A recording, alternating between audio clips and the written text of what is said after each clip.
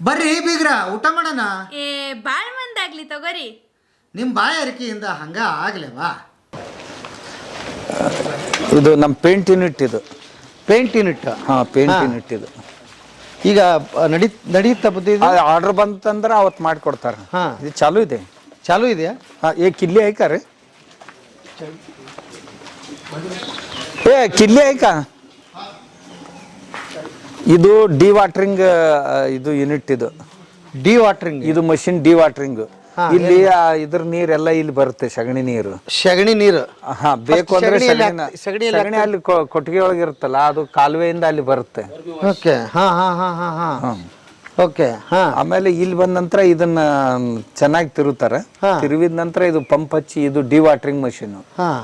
ಇದ್ರೊಳಗ fibre separate, ನೀರು separate ಆಗುತ್ತೆ. ಆ ನೀರನ್ನೇ ಇದಕ್ಕೆ ಪೇಂಟ್ ಮಾಡೋದಕ್ಕೆ ತಗೊಳ್ತಾರೆ. Okay okay. ಸಗಣಿಯಿಂದ ಪೇಂಟ್ ತಯಾರ? ಹೌದು ಹೌದು, ಸಗಣಿಯಿಂದ ಪೇಂಟ್ ತಯಾರಾಗುತ್ತೆ. ಇದು ಬಂದಿದ್ದು ಯಾವಾಗ ಬುದ್ಧಿ? ಇದು ಹೀಗೆ ತಯಾರಾಗ್ಬೇಕು ಅಂತ ಹೇಗಿದೆ? ಎಲ್ಲಿ? ಬಹಳ ದಿವಸದಿಂದ ಇದನ್ನ ಮೊದಲು ಇವ್ರು ಮಾಡಿದ್ರು ನಾಗ್ಪುರದಲ್ಲಿ, ಜೈಪುರದಲ್ಲಿ. ಈ ಖಾದಿ ಗ್ರಾಮೋದ್ಯೋಗ ವಿಭಾಗದವರು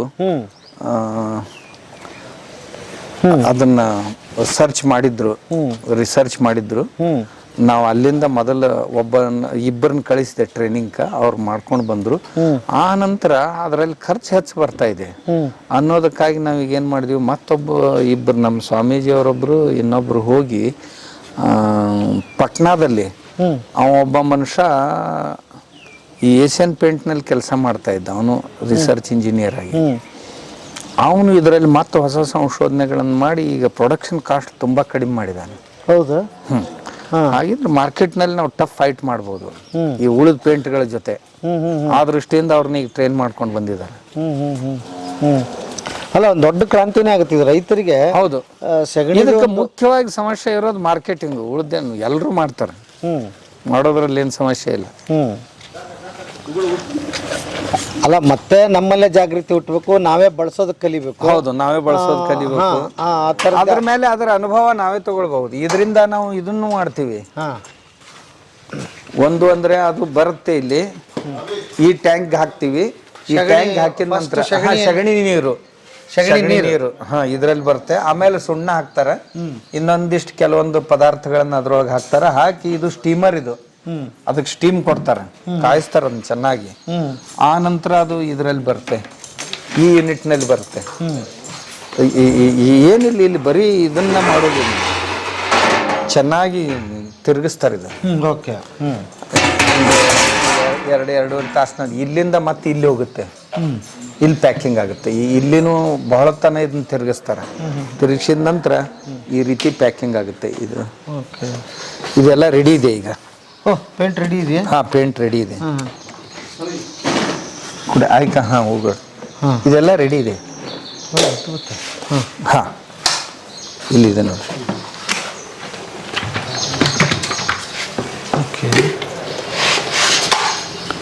ಪೇಂಟ್ ರೆಡಿ ಇದೆ ಈಗ.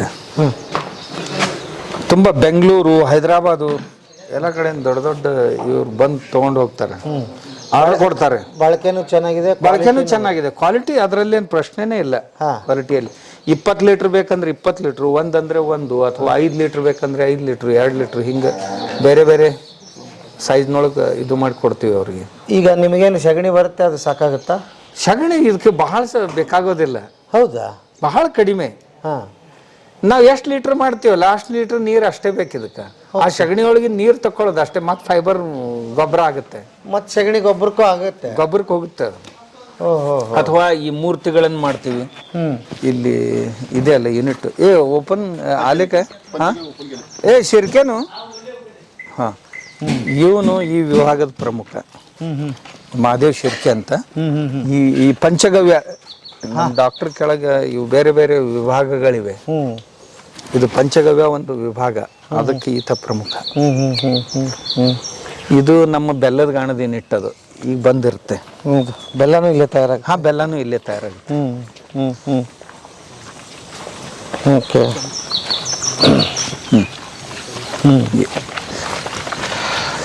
ಇದು ಅಗ್ರೋ ಟೂರಿಸಂ ಸೆಂಟರ್. ಅಗ್ರೋ? ಹಾ, ಅಗ್ರೋ ಟೂರಿಸಂ. ಇಲ್ಲಿ ಏನೇನು ತಯಾರಾಗುತ್ತೆ? ಇಲ್ಲಿ ಏನಿಲ್ಲ ತಯಾರಾಗೋದು, ಜನ ಪ್ರವಾಸಿಗರು ಬರ್ತಾರ, ಬಂದು ಈ ಗೋಶಾಲೆ ನೋಡೋದು, ಇಲ್ಲಿ ಕೃಷಿ ಚಟುವಟಿಕೆಗಳನ್ನ ಇವೆಲ್ಲ ನೋಡೋದು, ಆಡೋದು ಕರುಗಳ ಜೊತೆ. ಅಲ್ಲ, ಈಗ ಅವ್ರ ಫಾರ್ಮರ್ಸ್ ಬಂದ್ರೆ ಇರ್ಲಿಕ್ಕೆ ಅವ್ರಿಗೆ ನಿಗದಿಯಾದ ವೇಳೆ ಮತ್ತು ಅವರಿಗೆ ತರಬೇತಿ ಏನಾದ್ರು ನೀಡಲಾಗುತ್ತೆ ಇಲ್ಲಿ? ತರಬೇತಿನೂ ಕೊಡ್ತಾರ. ನಿರಂತರವಾಗಿ ಅದು ನಡೀತಾನೆ ಇರುತ್ತೆ. ಬಾ, ಇಲ್ಲಿ ಇನ್ನೊಂದು ಮಾಡಿದೀವಿ ನಾವು, ನಿಮ್ಗೆ ಅದನ್ನ ತೋರಿಸ್ಕೊಂಡು ಬರ್ತೇನೆ, ಆಮೇಲೆ ಹೇಳ್ತೀನಿ. ಇದೊಂದು ಕೃಷ್ಣನ ಜೀವನ ಚರಿತ್ರೆಯನ್ನು ಹಾಕಿದೀವಿ.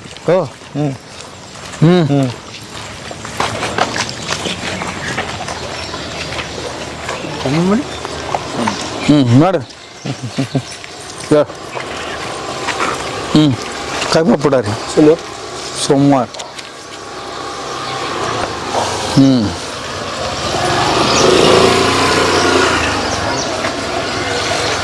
अरे हे युनिट उघडव रे. ಆಮೇಲೆ हे सगळे कमजोर गायींची नाही, ಇದು ಅಶಕ್ತ ಹಸುಗಳಿವು. ಅಶಕ್ತ ಹಸುಗಳು. ಓಕೆ. ಆಮೇಲೆ ಇಲ್ಲೇ ಹೇಳೋಣ ವೀಕ್ಷಕರಿಗೆ, ದಯವಿಟ್ಟು ನೋಡ್ತಾ ಇರೋರು, ನಾವು ದೊಡ್ಡ ಉಪಕಾರ ಏನು ಮಾಡಬೇಕಾಗಿಲ್ಲ. ನೋಡಿ, ಪೇಂಟ್ ತಯಾರಾಗುತ್ತೆ, ಇದನ್ನ ಉಪಯೋಗ ಮಾಡ್ಕೊಳ್ಳೋದನ್ನ ಕಲಿಬೇಕು. ಸೇರಿ ಸ್ವಲ್ಪ जरासा ढिल्ल सोड रे, एवढा टाईट बांधून कसं चालेल? हा, हो. पलीकडे नाही बांधलास तरी चालेल. ಇದು ಇವರು ನಂದಿ ಇದನ್ನ ಆಡ್ಸೋರು ಬರ್ತಾರಲ್ಲ, ಅವ್ರದ್ದು ಅವ್ರು ಬಿಟ್ಟು ಹೋದ್ರು. ವಯಸ್ಸಾಗಿದೆ, ನಮಗೀಗ ಅದು ಇದು ಆಗೋದಿಲ್ಲ ಅಂತ ತಿಳ್ಕೊಂಡು ಬಿಟ್ಟು ಹೋದ್ರು ಅವರು. ಕೋಲೆ ಬಸವ ಅಂತೀವಲ್ಲ ನಾವು, ಕೋಲೆ ಬಸವ ನಂದಿದು.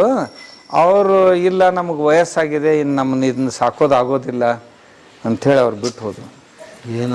ಇವು ಅಶಕ್ತಗಳದೇ ಇತ್ತು, ಈಗ ಚೆನ್ನಾಗಿದೆ ಅದು. ಅವರೆಲ್ಲ ಈಗ ಆದ ನಂತರನೇ ಬಿಟ್ಟು ಹೋಗಿದ್ರು. ಇವೆಲ್ಲ ಸ್ವಲ್ಪ ದುರ್ಬಲ ಹಸುಗಳು, ಅವುಗಳಿಗೆ ಚೆನ್ನಾಗಿ ನಮ್ಮ ಡಾಕ್ಟರ್ ಅದಕ್ಕೆ ಇದು ಮಾಡಿ ಕೊಡ್ತಾರೆ, ಯಾವ್ದಕ್ಕೆ ಏನು ಪಶು ಆಹಾರದಲ್ಲಿ ಏನು ಸೇರಿಸ್ಕೊಡ್ಬೇಕು ಅವ್ರಿಗೆ. ಹೌದಾ? ಕಾಳಜಿ ವಹಿಸ್ತಾರೆ, ಅವು ಚೆನ್ನಾಗಿರ್ತಾವ. ಓಕೆ. ಇವೆಲ್ಲ ಅಶಕ್ತ ದನಗಳು, ಅದ್ರಲ್ಲಿ ಸ್ವಲ್ಪ ಇಂಪ್ರೂವ್ ಆದ ಕೂಡಲೇ ಆ ಕಡೆ ಸರಿಸ್ತಾರ, ಮತ್ತೆ ಈ ಕಡೆ ಹೊಸ ಅಶಕ್ತ ದನಗಳು ಈ ಕಡೆ ಬರ್ತಾವ. ಆಮ್ಯಾಗ ಅವು ಚೆನ್ನಾಗಿ ಆದ ಕೂಡಲೇ ಮತ್ತೆ ಒಯ್ದು ಅವಕ್ರೊಳಗೆ ಬಿಟ್ಟು ಬಿಡೋದು. ಇದು ಏನು ಭಯಂಕರ ಇದೆ.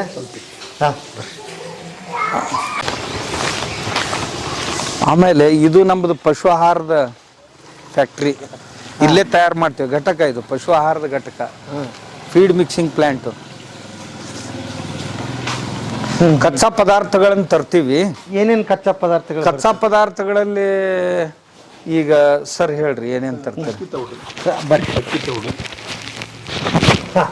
ಅಕ್ಕಿ ತೌಡು, ಗೋಧಿ ತೌಡು, ಆಮೇಲೆ ಶೇಂಗಾ ಹಿಂಡಿ, ಆಮೇಲೆ ಇನ್ನು ಕೆಲವು ಇದು ಮಿನರಲ್ಸು, ಆಮೇಲೆ ಜೀವಸತ್ವಗಳು, ಉಪ್ಪು, ಈ ಥರ ಎಲ್ಲವನ್ನು ಮಿಶ್ರಣ ಮಾಡಿ ನಾವಿಲ್ಲಿ ಸಮತೋಲನ ಆಹಾರ ತಯಾರು ಮಾಡ್ತೇವೆ. ಇಲ್ಲಿ ತಯಾರು ಮಾಡಿ ಪ್ರತಿ ಎಲ್ಲ ಹಸುಗಳಿಗೆ ಮತ್ತು ಹಿಂಡ ಮನೆಗೆ, ಗೂಳಿಗಳಿಗೆ, ಬ್ರೀಡಿಂಗ್ ಬುಲ್ಸ್ ಅಂತೇಳಿ ಗೂಳಿಗಳಿಗೆ, ಮಣಕುಗಳಿಗೆ, ಈ ರೀತಿ ನಾವು ಈ ಆಹಾರ ತಯಾರು ಮಾಡಿ ಅವಶ್ಯಕತೆ ಇದ್ದಷ್ಟು ಅವರಿಗೆ ಇದಕ್ಕೆ ಅವುಗಳಿಗೆ ದಿವಸ. ಇದರ ಉಪಯೋಗ ಹೇಗೆ ಮಾಡೋದು? ಇದನ್ನ ತೋರಿಸ್ಬಿಟ್ಟು ಸ್ವಲ್ಪ ನೀರಲ್ಲಿ ನೆನೆ ಹಾಕ್ತೇವೆ. ನೀರಲ್ಲಿ ನೆನೆ ಹಾಕಿಬಿಟ್ಟು ನಂತರ ಅದು ಸ್ವಲ್ಪ ಎಲ್ಲ ತೋದ ಮೇಲೆ ಪೂರ್ತಿ ತ್ಯಾವ ಆಗ್ಬೇಕದೆಲ್ಲ. ನಂತರ ಅವಕ್ಕೆ 1 kg ಅಷ್ಟು, ಅರ್ಧ kg ಅಷ್ಟು ರಿಕ್ವೈರ್ಮೆಂಟ್ ಅದಕ್ಕೆ ಎಷ್ಟು ಇರುತ್ತೆ, ಅವ್ರ ರಿಕ್ವೈರ್ಮೆಂಟ್ ಎಷ್ಟಿರುತ್ತೆ ಅಂದ್ರೆ ಸರಾಸರಿ ಬಾಡಿ ಮೇಂಟೈನ್ ಮಾಡ್ಬೇಕಾದ್ರೆ 1.5 kg. ಅದು ಹಾಲು ಕೊಡದೇ ಇರಲಿ, ಹೋರಿರ್ಲಿ, ಏನೇ ಇರಲಿ, 1.5 kg ಕೊಡೋದು. ಆಮೇಲೆ ಹಾಲು ಕೊಡ್ತಿತ್ತು ಅಂದ್ರೆ 1 ಲೀಟರ್ ಹಾಲಿಗೆ ಅರ್ಧ kg ಅಂತೆ. ಈಗ 2 ಲೀಟರ್ ಹಾಲು ಕೊಡ್ತಿತ್ತು ಅಂದ್ರೆ 2.5 kg, 1.5 ಇದು, ಆಮೇಲೆ 1 ಲೀಟರ್ 1 kg, ಅದು 2 ಲೀಟರ್ಗೆ 1 kg, 2.5 kg ಕೊಡೋದು. ಅದಕ್ಕಿಂತ ಹೆಚ್ಚಿದ್ರೆ ಅರ್ಧ kg ಹೆಚ್ಚಾಗ್ತಾ ಹೋಗುತ್ತೆ. ಆಮೇಲೆ ಹಿಂಡ್ಕಿಂತಲೇ ಗಬ್ಬಿದ್ರೆ ಮತ್ತೆ ಅದಕ್ಕೊಂದು ಆ ಗಪ್ಪಿದ್ರೆ ಹೊಟ್ಟೆ ಒಳಗೆ ಇನ್ನೊಂದು ಇರುತ್ತಲ್ಲ, ಅದಕ್ಕೆ ಇನ್ನಷ್ಟು ಹೆಚ್ಚು ಕರು ಬೆಳವಣಿಗೆ ಬೇಕಾಗುತ್ತೆ. ಬೇರೆ ಬೇರೆ ಅದಕ್ಕೆ ಅವು ಮೇವಂತರೂ ಇದ್ದೇ ಇರುತ್ತೆ, ಹಸಿ ಮೇವು ಇದ್ದೇ ಇರುತ್ತೆ. ಅದು ಬಿಟ್ಟು ಇದು ಎಕ್ಸ್ಟ್ರಾ ದಿನಾಲೂ ಇರೋದೆ. ಇದು ಹಿಂಡೋ ದನಗಳಿರ್ಲಿ, ಹಿಂಡದೇ ಇರಲಿ, ಇದು 2 ಹೊತ್ತು ಇರೋದೆ.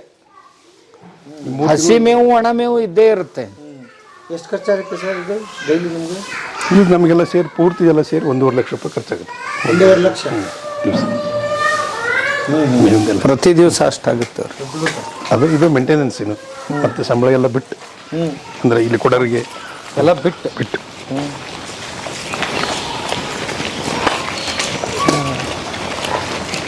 ಯಾಕಂದ್ರೆ ಹಸಿರು ಮೇವು ಒಂದು 40 kg ಅಷ್ಟು ಬೇಕು. ಒಂದು ಒಳ್ಳೆ 400 kg 500 kg ಹಸುಗೆ ಒಣೆ ಮೇವು ಒಂದು 10 kg ಅಷ್ಟು ಬೇಕು. ಇದು ಬೂಸನ 2 ರಿಂದ 3 kg ಬೇಕು. ಅಂದರೆ ಈ ರೀತಿ ಅದು ವಿಂಗಡಣೆ ಆಗುತ್ತೆ. ಇದು ಸಪ್ತದೇನು ಪರಿಕ್ರಮ. ओम राम कृष्ण वासुदेव प्रभु नित्यानंद श्री राधे गोविंद। ओम राम कृष्ण वासुदेव प्रभु नित्यानंद श्री राधे गोविंद। ओम राम कृष्ण वासुदेव प्रभु नित्यानंद श्री राधे गोविंद। ಉಮಾತಾ ಮಂದಿರ ಅಂತ ಕಟ್ಟಿದ್ದೀವಿ.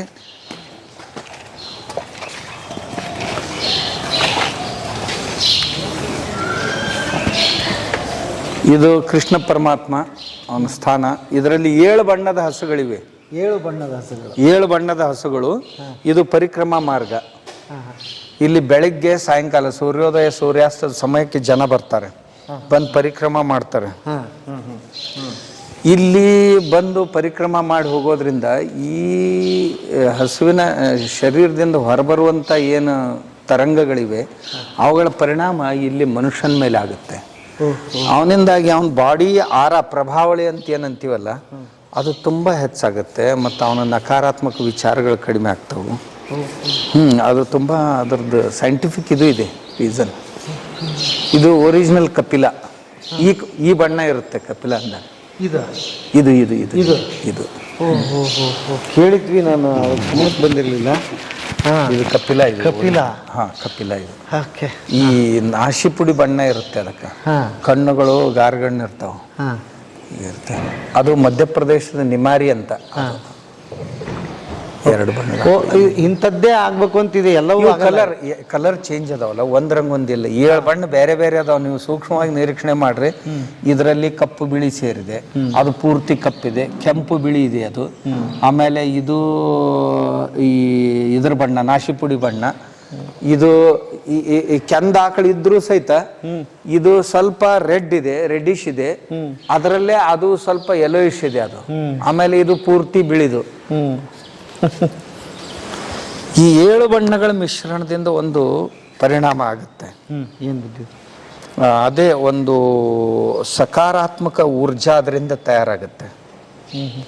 ಅದು ಇಲ್ಲಿ ಒಂದು 10-15 ನಿಮಿಷ ಸಮಯ ಕಳೆಯೋದ್ರಿಂದ ಈ ಮನುಷ್ಯನ ಶರೀರ ಈಗ ಬಾಡಿ 6 ಮೀಟರ್ ಅಂತ ಸಿಗ್ತಾವೆ, ನಿಮಗೆ ಗೊತ್ತಿರಬೇಕು. ನಮ್ಮ ಬಾಡಿ ಆರ ಪ್ರಭಾವಲಯ ಸುಮಾರು ಒಂದು 40-45 ಫೀಟ್ ಇರುತ್ತೆ ಸರಾಸರಿಯಾಗಿ. ನೀವು ಒಂದು ವೇಳೆ ಇಲ್ಲಿ ಸ್ವಲ್ಪ ಸಮಯ ಕಳೆದು ಹೋದ್ರಿ ಅಂದ್ರೆ ಅದು 200-250 ಮೀಟರ್ವರೆಗೂ ಹೋಗುತ್ತೆ. ಅದು ಮೀಟ್ರ್ ಸಿಗುತ್ತೆ ಮಾರ್ಕೆಟ್ನಲ್ಲಿ. ಈ ಭಕ್ತರು ಬರ್ತಾರಲ್ಲ, ಇಲ್ಲಿಗೆ ಅವಕಾಶ ಇದೆ? ಬರ್ತಾರೆ. ಬೆಳಗ್ಗೆ ಸಾಯಂಕಾಲ ಬಂದು ಇಲ್ಲಿ ಗರ್ಭಿಣಿ ಸ್ತ್ರೀಯರು ಬರ್ತಾರ, ಮತ್ತೆ ಯಾರ್ಯಾರೋ ಬರ್ತಾರ, ಬಂದು ಇಲ್ಲಿ ಪ್ರದಕ್ಷಿಣೆ ಹಾಕಿ ಕೆಲವು ಸಮಯ ಇಲ್ಲಿ ಕೂತ್ ಹೋಗ್ತಾರೆ, ಸ್ವಲ್ಪ ಸೇವೆ ಮಾಡ್ತಾರೆ. ಮತ್ತೆ ಯಾರು ಸೇವೆ ಮಾಡ್ಬೇಕನ್ಸಿದ್ರೆ ನಮ್ಮ ಕಣ್ಣಿನ ಮೇಲೆ ಬಿದ್ದಂಥ ಒಂದು ಪರಿಣಾಮ, ನೋಡಿದಂಥ ವಸ್ತುವಿನ ಪರಿಣಾಮ 3 ಲಕ್ಷ ಸೆಕೆಂಡು ಅದು ಹಾಗೆ ಇರುತ್ತೆ. ಅಂದರೆ ಅದು ಅದರ ಬುದ್ಧಿಯವರು ಹೇಳಿದ ಪ್ರಕಾರ ಆಮದಾರ್ಜಿ ಸಕಾಳೆ ಇವರು ನಮ್ಮಲ್ಲಿ ಇಲ್ಲಿ MLA ಅವರು ಅಮಲ್ಜಿ ಮಹಾಡಿಕಂತ ಮಠದ ಭಕ್ತರೆ. ते कर्नाटकात एक त्यांचा यूट्यूब चॅनल आहे मोठे. ते सगळी गोशाळेची आणि मठाची ह्याच्या रिकॉर्डिंगसाठी आलेले आहेत. काय भेट आहे सकाळी सकाळी भेटून जायचं. मी आपल्यासाठीच मग आमचे डॉक्टर आता काय मंडल प्रधान झाले वाटते. जबाबदारी आपल्या माध्यमातूनच दिली. होय. चालू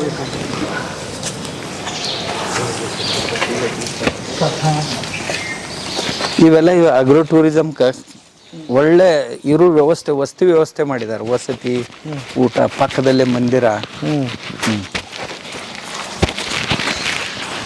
ही पंचगव्य सेंटर आहे आपला. महादेव शिर्के नो आत आहे. ते मूर्तीवाले आले नाही अजून. ते मूर्तीवाले आले नाही अजून.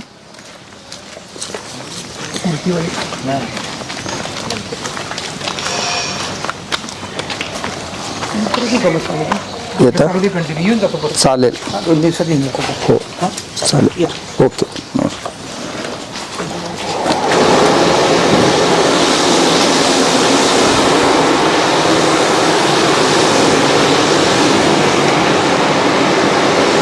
ಇದು ಏರ್ ಕರ್ಟನ್ನು ಒಳಗೆ ಬರ್ಬೇಕಾದ್ರೆ ಹಾಂ ಸ್ವಲ್ಪ ವೇಳೆಯಲ್ಲಿ ನಿಂತು ಡಸ್ಟ್ ಫ್ರೀ ಆಗಿ ಒಳಗೆ ಬರಬೇಕು. ಇದು ಔಷಧಿ ನಿರ್ಮಾಣ ಕೇಂದ್ರ ಅಲ್ಲ. ಈ ಅಮ್ಮ ಒಬ್ಬಾಕಿ ಡಾಕ್ಟ್ರು ಇದನ್ನೆಲ್ಲ BMS ಡಾಕ್ಟರ್ ಬೇಕಾಗ್ತಾರೆ ಇದಕ್ಕೊಬ್ಬ. ಅವ್ರು ಅದನ್ನ ಏನು ನೋಡ್ತಾರೆ. ಘಟಕ ಅಂದ್ರೆ ಇದು ಪಂಚಗವ್ಯ. ಪಂಚಗವ್ಯ. ಪಂಚಗವ್ಯದಿಂದ ಬೇರೆ ಬೇರೆ ಪಂಚಗವ್ಯ ಅಂದ್ರೆ ಮೂತ್ರ, ಸಗಣಿ, ಹಾಲು, ಮೊಸರು, ಮಜ್ಜಿಗೆ, ತುಪ್ಪ ಇವುಗಳನ್ನು ಕೂಡಿಸಿ ಬೇರೆ ಬೇರೆ ಪದಾರ್ಥಗಳನ್ನ ಅಥವಾ ಒಂದೊಂದರಿಂದ ಬೇರೆ ಬೇರೆ ಪದಾರ್ಥಗಳನ್ನು ತಯಾರು ಮಾಡ್ತಾರೆ. कुठे आहे तुमचा सर्व स्टॉक? हे प्रोडक्शन आहे ना, ಫಿನಿಶ್ ಗುಡ್ಸ್. ಇವೆ ಅಲ್ಲ, ಇವು ಪದಾರ್ಥಗಳು ತಯಾರಾಗ್ತಾವೆ ನಮ್ಮಲ್ಲಿ. ಇವು ಬೇರೆ ಬೇರೆ ಪದಾರ್ಥಗಳು ತಯಾರಾಗ್ತಾವೆ. ಇವೆಲ್ಲ ತುಪ್ಪದಿಂದ. ತುಪ್ಪ ಕಾಯಿ ನಶ್ಯ ಇದೆ. ಇದು ಅಂದ್ರೆ ಗೊರಕೆ ಹೊಡೆಯುವಂಥವ್ರಿಗೆ ಅಥವಾ ಈ ತಲೆನೋವು ಇರುವಂಥವ್ರಿಗೆ ಅಥವಾ ಈ ಸೈನಸ್ ಪ್ರಾಬ್ಲಮ್ ಇರುವಂಥವ್ರಿಗೆ ತುಪ್ಪದಿಂದ ವನೌಷಧಿಗಳನ್ನು ಉಪಯೋಗ ಮಾಡಿ ಅದು ಮಾಡ್ತಾರೆ. ಇವು ಒಂದು 10-12 ಪ್ರಕಾರದ ಅರ್ಕಗಳು. ಇದು ಮಾಲಿಶ್ ಸ್ಟೈಲು ಏನಾದ್ರು. ಇವೆಲ್ಲ ಅರ್ಕಗಳು ಈ ಕಡೆ ಇವೆ. ಹೀಗೆ ಒಟ್ಟು 30 ಪದಾರ್ಥಗಳು ಇಲ್ಲಿ ಇದರಿಂದ ತಯಾರಾಗ್ತಾವ. ಅಂದ್ರ ಬಹಳ ಜನ ಜನ ತಿಳ್ಕೊಂತಾರ ಹಸುಗಳಂದ್ರೆ ಬರೀ ಹಾಲು ಕೊಡಬೇಕು ಅಂತ. ಹಾಲು ಕೊಡದೇ ಇದ್ರು ಸಹಿತ ನಮ್ಮಲ್ಲಿ ಸಗಣಿ ಮೂತ್ರಗಳಿಂದ, ಇದು ಬರೀ ಮೂತ್ರದಿಂದ ತಯಾರಾದಂಥದ್ದು. ಅವು ದಿವ್ಸಕ್ಕೊಂದು 4 ಬೆಳಗ್ಗೆ ಎದ್ದು ಕೂಡಲೇ 1-2 ಲೀಟರ್ ಆದ್ರೂ ಮೂತ್ರ ಕೊಡುತ್ತೆ. ಅದರಲ್ಲಿ 1 ಲೀಟರ್ ಅಂತಂದ್ರು ಸಹಿತ ನಾವು ಅರ್ಕ ಏನು ಮಾಡ್ತೀವಿ, 50% ತಗೋತೀವಿ, 50% ಬಿಡ್ತೀವಿ. ಅದು 50% ಹೊಲದ ಕೆಲಸಕ್ಕೆ ಹೋಗುತ್ತೆ. ಆ 50%ನಲ್ಲಿ ಇವೆಲ್ಲ ಬಾಟಲ್ಸ್ ತಯಾರು ಮಾಡಿರ್ತೀವಿ. ಇದು ಸುಮಾರು 200 ರೂಪಾಯಿ ಲೀಟ್ರ್ ಬೀಳುತ್ತೆ ನಮಗೆ. ಅಂದ್ರೆ 2 ಲೀಟರ್ ಅಂದ್ರೆ ದಿವ್ಸಕ್ಕೆ 200 ರೂಪಾಯಿ ಮೂತ್ರ ಕೊಡುತ್ತಲ್ಲ ಅದು.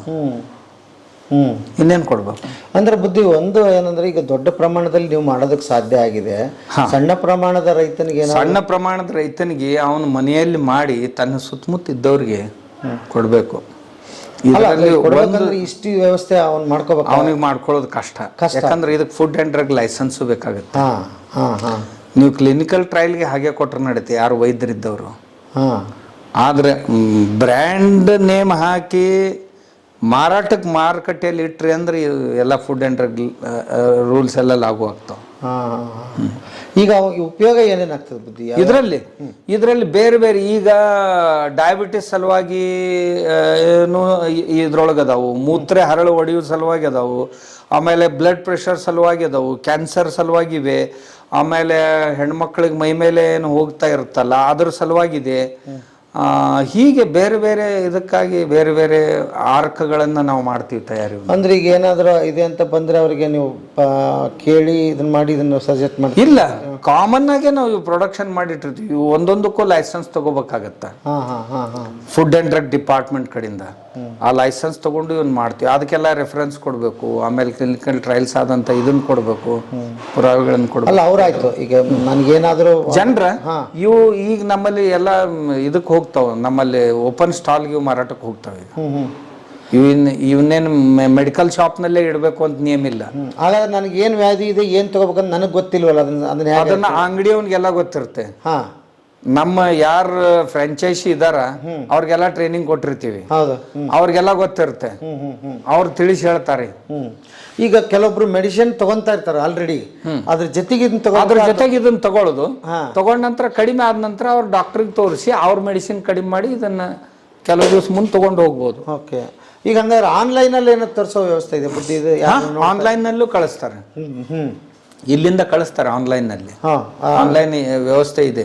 ಅಂದ್ರೆ ಅವರು ಹೇಳೋ ಕಾಲಕ್ಕೆ ವಿವರ ಏನಾದ್ರು ಹೇಳ್ಬೇಕಾ, ನನಗೆ ಈ ತರದ ಸಮಸ್ಯೆ ಇದೆ, ಏನ್ ಕೊಡ್ತೀವಿ ಹೇಳಿದ್ರು ಕೊಡ್ತಾರೆ. ನಮ್ಮ ನ್ಯಾಚುರಲ್ ಶಾಪ್ ಇದೆ ಇಲ್ಲಿ, ಹಾ. ಶಾಪ್ನಲ್ಲಿ ಸಿಗುತ್ತೆ, ಸಿಗುತ್ತೆ, ಆನ್ಲೈನಲ್ಲೇ ಸಿಗುತ್ತೆ, ಆನ್ಲೈನಲ್ಲೂ ಸಿಗುತ್ತೆ. ಒಟ್ಟು ಅದ್ಭುತ. मेरा नाम महादेव शिर्के है। यहाँ पंचगव्य यूनिट की जो हम यहाँ पे जो औषधि बनाते हैं पंचगव्य की, उसका मैन्युफैक्चरिंग इंचार्ज करके मेरे पास जिम्मेदारी है। मुझे यहाँ पे करीबन 2 साल हो गए अभी। तो सर क्या पढ़ा है? मेरा क्वालिफिकेशन देखेंगे तो मैं MD पंचगव्य की है कांचीपुरम से। कांचीपुरम। हाँ, पंचगव्य थेरेपी में चिकित्सक हूँ, मतलब नाड़ी नाभि परीक्षण करता हूँ, एक्यूपंक्चर थेरेपिस्ट हूँ और निसर्गोपचार मतलब नेचुरोपैथी थेरेपिस्ट भी हूँ। यहाँ पे हम करीबन 28 प्रकार के औषधि और प्रोडक्ट्स बनाते हैं जो डेली यूज़ में भी है, यूज़ करते हैं, मतलब सुबह से लेकर शाम तक जो प्रोडक्ट्स हम घर पे यूज़ करते हैं मल्टीनेशनल कंपनी के, तो हम यहाँ पे उसी को ऑप्शंस है। हमारे प्रोडक्ट्स पूरे 0% केमिकल है, इसमें कोई प्रिजर्वेटिव नहीं है। सारे प्रोडक्ट जो है वो गाय का गोबर, गौमूत्र, दूध, दही और घी, इससे 5 गव्यों से ही बनते हैं। इसमें हम मेन प्रोडक्ट जो है हमारा गौमूत्र अर्क है, 8 प्रकार के गौमूत्र अर्क है, वो अलग अलग डिजीज़ के ऊपर हम उसको व्याधि के ऊपर हम उसको ले सकते हैं। जैसे ये पहले प्लेन गौमूत्र गौ अर्क है, ये एसिडिटी है, ओबेसिटी मतलब वजन कम करना है, तो उसके लिए ये बहुत अच्छा है। देन सेकेंड वन इज तुलसी, ये तुलसी गो अर्क है, ये तुलसी गो अर्क है, ये कोल्ड कफ है, इम्यूनिटी पावर बढ़ाने के लिए है, उसमें ये बहुत अच्छा काम करता है। Then third one is the sarpagandha. सर्पगंधा। सर्पगंधा, सर्पगंधा मतलब हार्ट और कैंसर के ऊपर इसका उपयोग बहुत अच्छा है। ओके। देन ये है सप्तरंगी, सप्तरंगी गोवर्क है, ये शुगर के ऊपर मतलब डायबिटीज जो हम बोलते हैं उसके ऊपर ये काम करता है। देन ये है अर्जुन गोवर्क, अर्जुन गोवर्क है वो हार्ट के ऊपर मतलब लो बीपी, हाई बीपी, जो ब्लड प्रेशर का प्रॉब्लम है उसके लिए अच्छा है। देन दिस वन इज पुनर्नवा गोवर्क, पुनर्नवा गोवर्क है, ये किडनी और लीवर फंक्शंस, ब्लड प्यूरिफिकेशन करने के लिए ये इसका बहुत उपयोग अच्छा है। देन दिस वन इज पाषाण भेद, मतलब किडनी स्टोन, स्टोन जो होता है किडनी में या कोई भी, तो यूरिनरी स्टोन के लिए ये बहुत अच्छा है। हाँ, क्या कैसा यूज करना वो ऊपर लिखा है। इसका सबका यूसेज सेम ही है। देन दिस दिन लास्ट वन गोवर का है, ये हरसिंगार, हरसिंगार गोवर का है, ये वात विकार, जॉइंट पेन जो है, कोई भी जॉइंट पेन है, घुटने में है, कमर में है या और जॉइंट्स में है, तो उसके लिए ये बहुत अच्छा है। ये सारे अर्क जो है गोवर का, उसका कंजम्पशन लेने का है वो सुबह मॉर्निंग उठने के बाद ब्रश करने से पहले, मतलब ब्रश करने से पहले उसको हाफ कप वार्म वाटर में उसमें 1 ढक्कन या 2 ढक्कन मतलब 5 ml और 10 ml। अगर शुरू में अगर किसी ने गोवर का पिया नहीं है तो शुरू में हम 5 ml बोलते हैं उनको शुरू करने, 10-15 दिन के बाद आप 10 ml शुरू कर दो, तो 10 ml उसमें वार्म वाटर में डालना है और पीना है। उसके बाद आधा घंटा कुछ चाय नाश्ता कुछ नहीं करना है, आप ब्रश वगैरह बाद में कर सकते हैं। कितना टाइम ले सकते हैं दिन में? एक ही बार सुबह एक ही बार वो खाली होने के बाद कितना टर्म्स होता है, कितना दिन लेना पड़ेगा, ऐसा होता है? हाँ, अभी ये सारे पंचगव्य मतलब आयुर्वेदिक का ही एक पार्ट है। तो इसमें आयुर्वेदिक जो चिकित्सा पद्धति है उसमें कोई भी जो बीमारी है उसको हम ऐसे नहीं बोल सकते कि आज ले लिया तो 15 दिन में, 1 महीने में, 2 महीने में ठीक हो जाएगा, क्योंकि ये जो उपचार पद्धति है इसमें जो रोग है वो समूल मतलब उससे रूट से पूरा ठीक हो जाता है, बराबर है। तो उसको आदमी का डाइट कैसा है, उसकी शरीर की कैसी पद्धति है, उसका जो बीमारी है वो कितना पुराना है, उसके ऊपर डिपेंड करता है कि उसको बीमारी कितने जल्दी ठीक हो जाएगा। और उसको कंसिस्टेंसी मतलब वो रेगुलरली लेना चाहिए, बीच में गैप दे दिया वापस शुरू कर दिया ऐसा होगा तो भी वापस वो उसमें ठीक होने में टाइम जाता है। तो जैसे अभी एग्जाम्पल है सप्तरंगी अर्क है, ये डायबिटीज के ऊपर है। अगर ये डायबिटीज का अर्क आप रोज ले रहे हैं और फिर मीठा भी खा रहे हैं तो आपका शुगर का प्रॉब्लम सॉल्व नहीं होगा। तो आपको डाइट भी फॉलो करनी है और आपका हेरिडिटरी है क्या वो बीमारी, मतलब वंश परंपरागत है क्या, और आपका कितने दिन सालों से पुराना बीमारी है उसके ऊपर डिपेंड करता है कि वो कितना जल्दी ठीक होगा। फिर वो हम मिनिमम हम बोलते हैं कि ये 3 मंथ्स तो आपको लेना ही है, मिनिमम 3 मंथ्स। उसके बाद आपको अगर रिजल्ट दिखते हैं तो आप उसको कंटिन्यू करिए 6 महीना 1 साल, और पूरा डिजीज पूरा ठीक हो जाने के बाद आप स्टॉप कर सकते हैं इसको। तो डॉक्टर कंसल्ट करके लेना पड़ेगा या इसको मोस्टली जो पंचगव्य थेरेपिस्ट है या आयुर्वेदिक थेरेपिस्ट है उसको कंसल्ट करके ही लेना अच्छा है।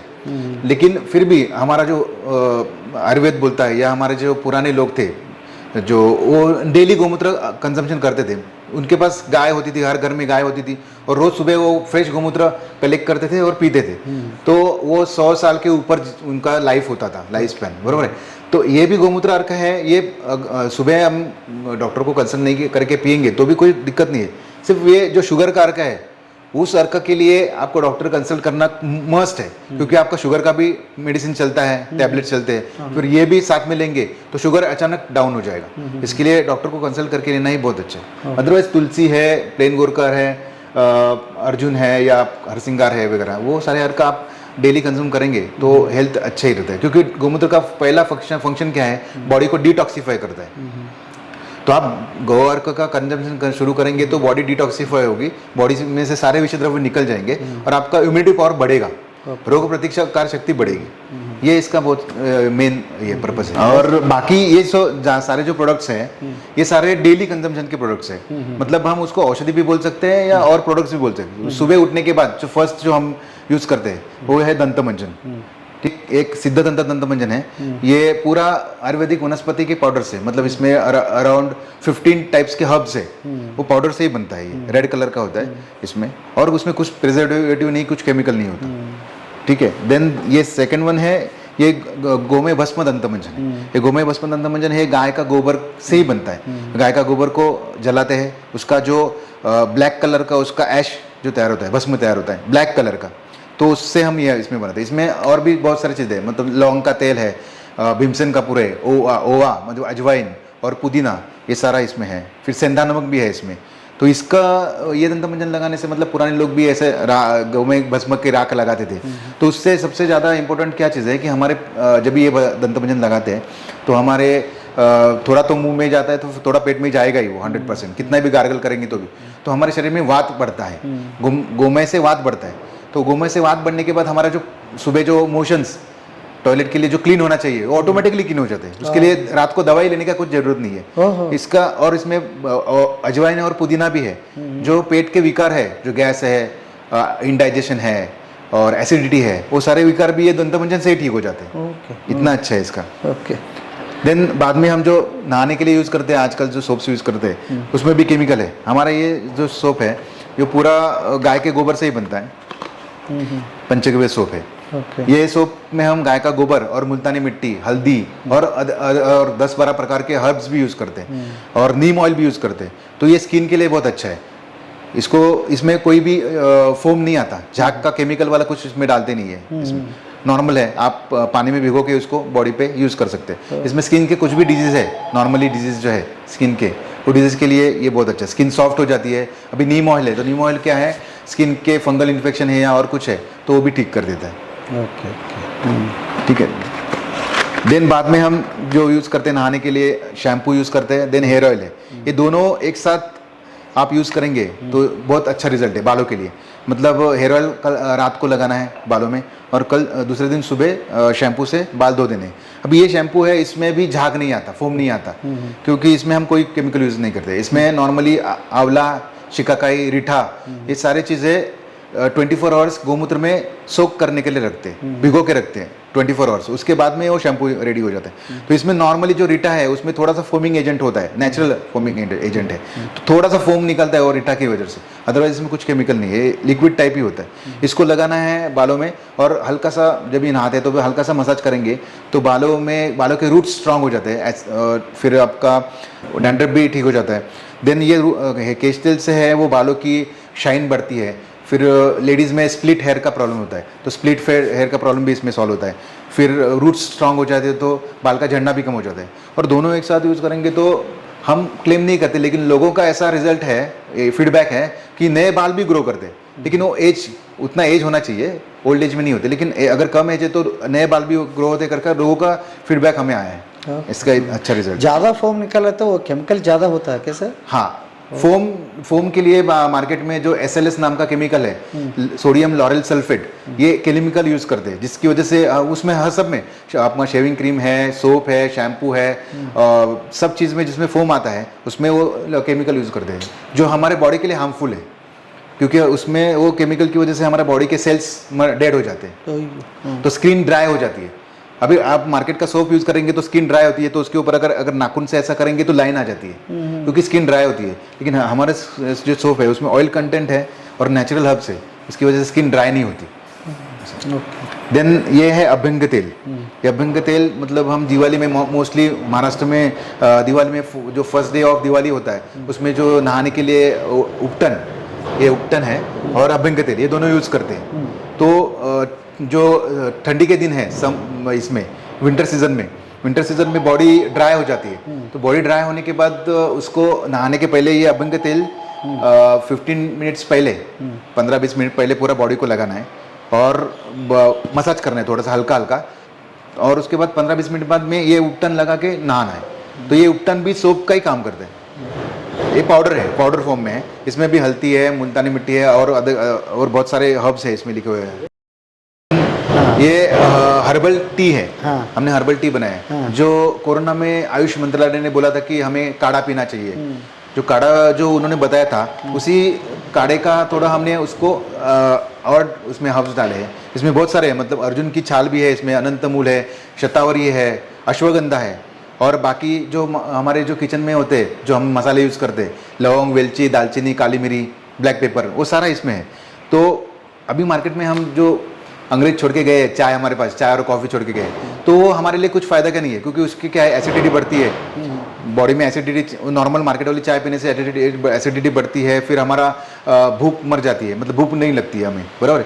लेकिन ये जो हम हर्बल टी अगर ये यूज़ करेंगे डेली, तो इसमें क्या है, इसमें दूध नहीं डालना है, इसमें सिर्फ गर्म पानी करना है, ये थोड़ा सा पाउडर डालना है हर्बल टी का, और जैगरी गुड़ इसमें डालना है, शुगर नहीं डालना है, वाइट शुगर नहीं डालना है, जैगरी डालना है। इसको कंजम्पशन करने से हमारा एपेटाइट बढ़ता है, पचन शक्ति बढ़ती है और भूख अच्छी लगती है। फिर इसमें ये हर्ब्स है, तो कोल्ड सीजन में, मतलब बारिश के सीज़न में है या विंटर सीजन में है, जो ठंडी और सर्दी हो जाती है ना, कोल्ड कफ हो जाता है, उसके लिए भी ये बहुत अच्छा है। इसलिए हम हर्बल टी बोलते हैं, फिर इसको काढ़ा भी बोल सकते हैं, आयुर्वेदिक काढ़ा ऐसे भी बोलते हैं इसमें। देन ये दोनों चीज़ें हैं, ये पंचगव्य घृत है।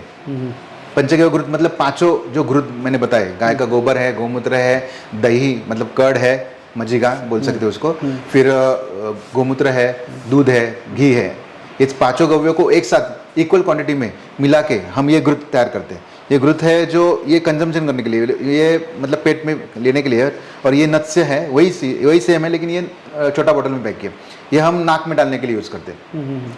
इसके 2 ड्रॉप अगर हम दोनों नोजल्स में रात को सोने के टाइम पे डालेंगे, तो जो गले से लेके ब्रेन तक जो भी प्रॉब्लम्स है उसके लिए ये बहुत अच्छा है। ओके, मतलब कोरोना में गले में इन्फेक्शन होता था, तो गले में कुछ भी इन्फेक्शन है तो उसके लिए बहुत अच्छा है। नोज ब्लॉक होता है वो कि? हाँ, नोज ब्लॉक है, फिर नोज का बोन बढ़ता है, फिर साइनस का प्रॉब्लम है, ठीक है, देन आंखों का प्रॉब्लम है या कान का प्रॉब्लम है, हाफ हेडेक होता है, माइग्रेन हाफ जो बोलते हैं, या पूरा भी माइग्रेन है, उसके लिए अच्छा है। देन स्नोरिंग, गोरके जो बोलते हैं, स्नोरिंग के लिए अच्छा है। देन मेमोरी कम हो जाना, मेमोरी जैसा ओल्ड एज बढ़ता है या बच्चों में भी मेमोरी कम होती है, पढ़ाई का ध्यान में नहीं रहता, तो ये इसके लिए भी बहुत अच्छा है, मेमोरी के लिए। देन सबसे इम्पोर्टेंट इसमें है कि पैरालिसिस, तो पैरालिसिस में जो ब्रेन का स्ट्रोक आता है, मतलब ब्रेन का स्ट्रोक आएगा तो पैरालिसिस में एक बॉडी का ब्लड ये नहीं सर्कुलेट नहीं होता, तो बॉडी काम नहीं करता, एक साइड का कोई भी बॉडी, बराबर। तो उसके लिए ये नाक में डालेंगे तो इसका ब्रेन तक जाता है। तो ब्रेन का स्ट्रोक क्यों आता है, क्योंकि जो ब्रेन में जो पहुंचने वाले जो ब्लड वेसल्स है स्मॉल उसमें ब्लॉकेज हो जाता है, तो ये अगर यूज करेंगे डेली तो ब्लॉकेज होता नहीं है। और अगर पैरालिसिस का अटैक आ गया है उसके बाद भी अगर इसको यूज करेंगे तो एक मतलब उसके ऊपर उसको क्योर करने के लिए बहुत अच्छा है, इसका बेनिफिट है। देन वही ये हम अगर डेली सुबह खाली पेट एम्प्टी स्टमक इसको अगर 1 स्पून लेंगे, 1 स्पून ये पंचगव्य घृत अगर खाएंगे, तो कोई भी क्रॉनिक डिजीज है, अस्थमा है, दमा है, या इवन कैंसर है, उसके लिए ये बहुत अच्छा है। इवन हमारा स्किन भी अच्छा ग्लो करता है इस ये पीने से, ऐसा। ओके, क्योंकि ये पांचों द्रव्यों का एक मिश्रण है एक साथ। यानी ये गोमय तेल है, ये गोमय तेल मतलब ये कर्ण व्याधि के लिए, कर्ण विकार के लिए, मतलब कान में कुछ फंगल इन्फेक्शन है, सुनाई कम दे रहा है, तो उसके लिए ये बहुत अच्छा है। देन दिस वन गाय के गोबर के कंडे हैं, उसको ये पैकेज बनाया, ये अग्निहोत्र किट है, अग्निहोत्र जो सुबह और शाम किया जाता है उसके लिए हमने किट बनाया। ये इसमें गाय के गोबर के कंडे हैं, गाय का घी है, देन अखंड अक्षता, हाँ, चावल के अखंड पीस है वो। फिर हमारे पास सिर्फ ये हवन कुंड, कॉपर का हवन कुंड होना चाहिए बस। और सुबह और शाम इसको रेडी ये लेंगे तो रेडी किट है। ओके। देन सबसे बड़ा इम्पोर्टेंट और हमारा ये प्रोडक्ट है कि ये गाय के गोबर से गणेश मूर्ति बनाते हैं। तो गाय के गोबर से गणेश मूर्ति जो बनती है उसमें 50% गाय का गोबर का पाउडर है, ड्राई पाउडर है, और 50% इसमें खेत का मिट्टी है, खेत का मिट्टी जो यूज करते हैं। और ये जो कलर्स भी है इसको जो दिए हैं वो नेचुरल कलर्स है, वाटर कलर्स है, जो केमिकल इसमें कुछ नहीं है। तो ये मूर्ति का पर्यावरण पूरक मूर्ति हम बोलते हैं इसके लिए कि इको फ्रेंडली गोमय गणेश। तो इसमें अगर हम कोई भी तालाब में या वेल मतलब कुएं में इसको अगर विसर्जन करते हैं तो उसका पानी शुद्ध हो जाता है क्योंकि इसमें गोबर है। और अगर हमें घर में ही उसको विसर्जन करना है तो पॉट में उसको अगर भिगो के रखें तो हाफ एन आवर में पूरा मेल्ट हो जाता है। और वही मिट्टी हम खाद करके हम पेड़ के लिए यूज़ कर सकते हैं। ये इसके मतलब महाराष्ट्र, कर्नाटक और गोवा इन 3 राज्यों में तो हमारा ऑलरेडी सेल चालू है बहुत सालों से। लेकिन अभी ये साल से हम थोड़ा मार्केटिंग शुरू किया है। तो उसका मतलब हम सारे पूरे भारत में फ्रेंचाइजी देना शुरू कर रहे हैं पंचगव्य प्रोडक्ट्स का। तो फ्रेंचाइजी के हर डिस्ट्रिक्ट में, हर तालुका में, हर गाँव में, हर पिन कोड पे एक फ्रेंचाइजी देना शुरू किया है। तो वहाँ पे ये सारे प्रोडक्ट्स अभी भी अवेलेबल हो सकते हैं। हाँ, अभी भी है। अभी हम क्या कर रहे हैं, अब फ्रेंचाइजी शुरू हो रहा है अभी धीरे धीरे, लेकिन तब तक हम अभी फ़ोन पे को ऑर्डर आएगा तो भी कुरियर से भेजते हैं। अगर उनके पास कोई शॉप नहीं है हमारा, डिस्ट्रीब्यूटर या रिटेलर नहीं है, तो हम कुरियर से भी मटेरियल भेजते हैं वहाँ। कैसे दे सकते हैं आप फ्रेंचाइजी? क्या क्या रूल्स है इसका? फ्रेंचाइजी का रूल्स ऐसा है कि हम उनसे 3 लाख रुपीज़ का फ़ी लेते हैं फ्रेंचाइजी का। उसके बाद उनके पास खुद का उनका शॉप होना चाहिए, 250 square feet to 500 square feet का शॉप होना चाहिए। उस शॉप को पूरा रिनोवेट करना है, उसमें रैक्स देने हैं, उसमें साइन बोर्ड लगाना है, तो वो सब हम देते हैं उसमें। तो उसके लिए 80,000 रुपीज़ उनको काउंटर, कैश काउंटर है जो मशीन है, बिलिंग मशीन वगैरह, वो हम प्रोवाइड करते हैं। उसमें 80,000 रुपीज़ का हम फीस चार्ज करते हैं 3 लाख में से। फिर 50,000 जो है वो सिक्योरिटी डिपॉजिट होगा, रिफंडेबल। वो जब भी बंद करेंगे तभी रिफंडेबल बैलेंस होगा, वो हमारे पास रिकॉर्ड सब भी। बाकी का आप हाँ, बाकी का 1 से 1,70,000 का हम पूरा प्रोडक्ट्स देते हैं उनको। ऐसा है। उसमें उनको 20-25% के करीबन उसको कमीशन, मतलब जो भी है रिटेलर का उनको डिस्काउंट मिलता है। ನಮ್ಮಲ್ಲಿ ಒಟ್ಟು ಇವು ಮತ್ತು ತಿನ್ನುವ ಸಾಮಗ್ರಿಗಳನ್ನು ಕೂಡ್ಕೊಂಡು 175 ವಸ್ತುಗಳಿವೆ ಈಗ. ಅಂದ್ರೆ ಒಬ್ಬ ಮನುಷ್ಯಾಗ ಫ್ರಾಂಚೈಸಿ ಸ್ಟಾಲ್ ಹಾಕ್ಬೇಕಾತಂದ್ರೆ ಅವನು ಪೂರ್ಣ ಉದ್ಯೋಗ ನಡಿಬೇಕಲ್ಲ.